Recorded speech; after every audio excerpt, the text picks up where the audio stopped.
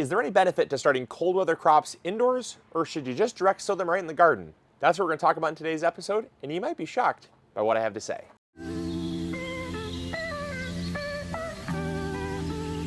So when it comes to growing cold weather crops, a lot of people, they think that because they're cold, that you should just start them right outside.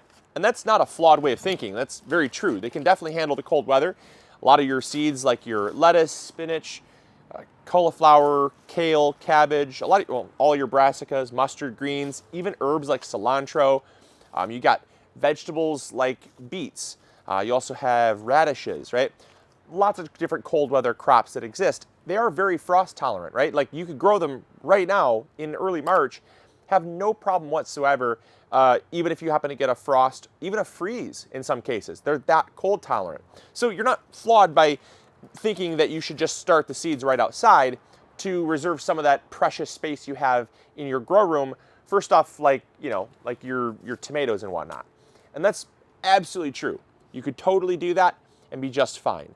But there's some benefits to starting your seeds indoors that we'll also talk about so that you have options, because I'm someone that says that gardening is not a one-size-fits-all solution. So if you're someone that only has limited space indoors, definitely save that space for your tomatoes and throw the seeds out in your garden. You're going to notice some stuff in doing that might be a little bit different, or you might have to get a little bit used to some stuff. But if you want to start seeds indoors, you definitely can do that as well, and there's also some benefits. So let's break down those two camps and the benefits of both. So if you're in the camp that has limited space indoors, you might only have a couple grow lights, just a little bit of space to start seedlings, I totally agree. It would not be worth your time to designate that much space to cold weather crops that could technically survive outdoors. I would totally rather you start your tomatoes, your peppers, your eggplants, your warm weather crops. Start those indoors. Start your seeds for those cold weather crops outside. But if you are in that camp and you want to do that, just know that those seeds are going to take a lot longer to germinate. In some cases, they may not even germinate at all until the weather warms up some. And that's because a lot of gardeners fear that they have poor germination.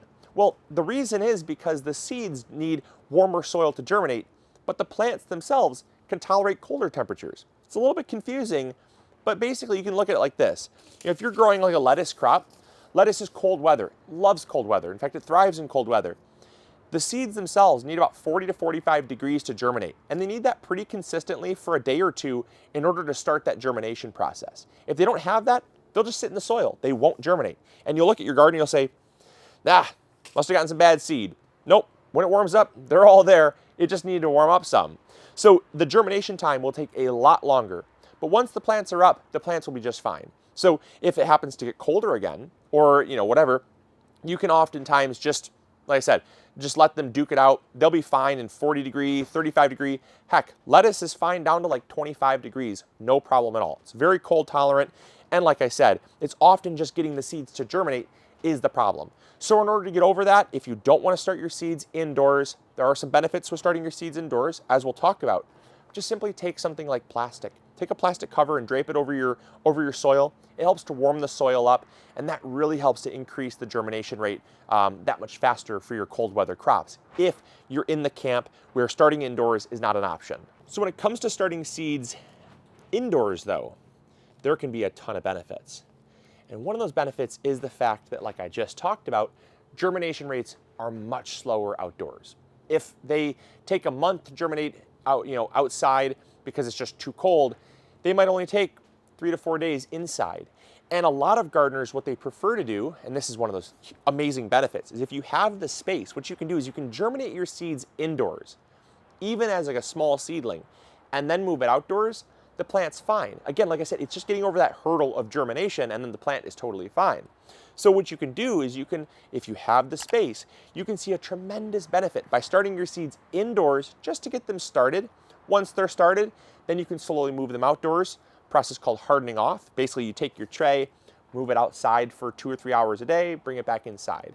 Take it outside the next day for 3 or 4 hours, bring it back inside. And then you're gonna do that for 3 or 4 days, get those plants used to the sunlight, used to the temperature difference, and they're gonna be totally fine. Take those plants, move them outside, and in a week, rather than sitting and looking at bare soil for a month, you got plants outside. So there's a tremendous benefit if you can provide the space indoors. That's benefit number one. Now, benefit number two is the fact that you can start seeds indoors and outdoors. And this is what I like to call succession planting. Now, succession planting is a term that we use as gardeners, and it basically means that we're planting in different stages. So this lettuce, for instance, I'm growing this Lola Rosa here, this leaf lettuce. Normally I would direct sow that right in the ground. But if I want to have an earlier harvest and I don't want to have all my harvest all at once, what I can do is I can sow some seeds indoors when it's it's just far too cold outside, right? I might start them in late February, early March, like I am right now. I might get them up and growing, let them get 1 or 2 inches tall, then move them outside. It's still far too cold to plant lettuce seed outside. It's not going to germinate until probably early April anyways. So rather than sit staring at bare soil, I can take those seedlings, move them outside, and then in about 2 weeks, I can take seeds, lettuce seeds, put them in the ground, direct sow them in the soil, and I'm getting the benefits of not only starting early, but also direct sowing. So now I'm going to have 2 successions of lettuce to harvest from rather than one big one. And that helps to cut down on things like waste. I don't need to have a whole bed of salad ready all at the same time. It just doesn't make a ton of sense unless, say, I had an army to feed. Now, you could also then sow another round. So I might start one round indoors, my very first round, start that indoors. I'll move those outside when they're ready, and then I'll sow in 2 weeks. I'll direct sow a row. I'll wait 2 more weeks. I'll direct sow a 3rd row, maybe even a 4th row and a 5th row. And that gives you a continual harvest way longer into the season, which is a great benefit. All right, so the 3rd benefit that you're going to have from starting your seeds indoors is the seeds that you're planting aren't going to be lunch for a hungry animal or insect. In early season when food is scarce, these seeds, especially stuff like your cilantro seed, your lettuce seed, broccoli seeds sometimes, but I have found many times ants will often carry away lettuce seed and take them away in early season. That is not uncommon. Birds will often eat your seeds as well if you plant seeds that they like to munch on. And when there's not a lot of food outside, they will hone in on that. And whether it's a mouse, whether it's a squirrel, whether it's a bird, whether it's an ant, you're going to be feeding that wildlife. And so they're not really interested in a plant being started, right? You might have other interest from things like rabbits, right? Rabbits may see your cilantro or your lettuce and say, ooh, that looks yummy.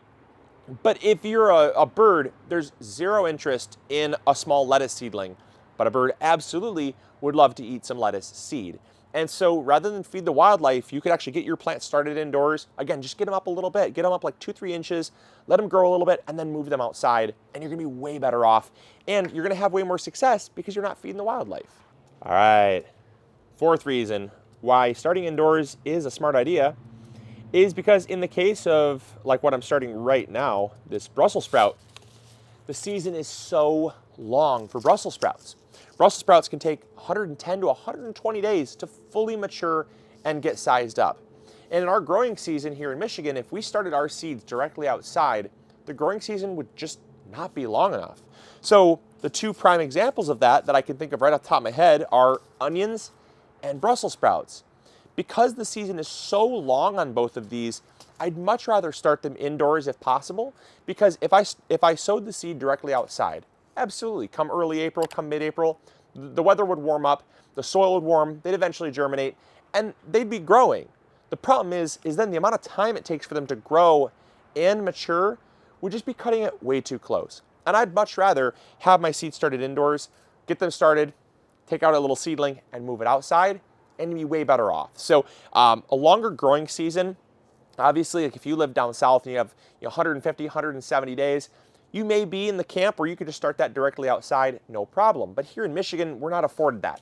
Our season is just a little too short, and so I'd much rather get those seeds started indoors so we have a better chance of actually getting a harvest. All right, and the final reason, and this is one that I know you guys are probably waiting on, this is one of the biggest reasons why you can start your cold weather stuff indoors before moving it outdoors rather than direct sow it. And that's because in Michigan at least, and I know for a lot of you as well, spring is like that. And if it is like a snap of a finger and it's summer, that temperature change is often too much stress for those cold weather crops to undergo, and they often will go to seed. And so what we'll do is we'll start our cold weather stuff indoors, move it out as a seedling rather than put it out, because if we put, say, broccoli, if we put broccoli seed in the ground, it's going to take until early to mid-April in order for that seed to actually germinate. Once that seed germinates, we have basically May, and if we're at the luckiest, maybe a week into June, and we're already into 80-degree weather. So at that point, 80 degrees is way too hot for broccoli, and it's simply going to go to seed. So if we have any chance of getting a harvest, I mean, take, for instance, mustard greens. If you're over 45 degrees, mustard greens are going to go to seed. 50 degrees is kind of that threshold, like very max temperature, about 50 degrees for mustard greens. If you're growing something like spinach, right? Spinach loves cold weather, about 40, 45 degrees, up to about 50 degrees as well for spinach, and it's going to go to seed. Broccoli, if it grows and it's nice and cold, but it gets hot really fast, that temperature change of anything higher than about 20 degrees difference. So if it goes from 50 to 70 and it gets sustained, that 20 degrees gets sustained, it's going to go to seed. That's too much stress for it, and it'll ultimately just go to seed because it's stressed, right? So this ultimately allows us to grow a plant right now in a much more climate-controlled environment. Take that healthy seedling, move it out when it's still cold, when it can grow slowly, get a nice developed plant where it can actually have a nice sized yield, and then when the weather does warm, it's way less, it's way less of an effect because we're already getting a plant to size up, might already be forming a head come early June. So when that warm weather comes, it's irrelevant. And so starting indoors, that's probably one of the largest benefits you're going to find compared to direct sowing your seed, is that oftentimes the time it takes for that seed to germinate, not that it's not going to be fine, but by the time it germinates, you're going to have such a short window before it gets hot that you're basically out of time. And so I want to see you guys have success with cold weather crops. They're super fun to grow. I mean, there's so many out there and they're so rewarding. And with the benefit to cold weather crops is the fact that those cold weather crops, you can get such an earlier start to your garden, harvest so many more things in your garden. And like I said, there's a ton of different stuff you can be growing. So I hope you guys enjoyed. I hope you all learned something new. If you did, make sure to hit that like button, subscribe if you haven't already, and share this video around with more people that you think would enjoy it. I really appreciate that. So if you guys did enjoy, subscribe, hit that like button, and as always, we'll catch you all on the next episode. Grow bigger.